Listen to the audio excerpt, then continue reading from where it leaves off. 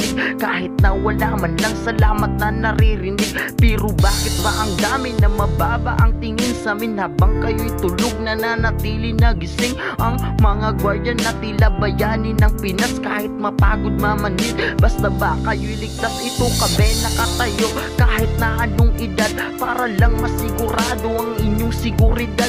Hito at gumagalaw mapaaraw o gabi, kahit pa na madalas natatapakan nyo kami. Sana ay maisip nyo meron kaming pinag-aralan, at marangal na hanap buhay ang pinangawakan. Sana ay pakinggan nyo kahit ang isip nyo sarado, mahal namin kayo kaya kami nagtatrabaho.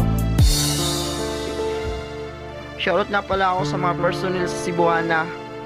Ma'am sir, shoutout na pala. Salamat sa kabaitan nyo. Yeah.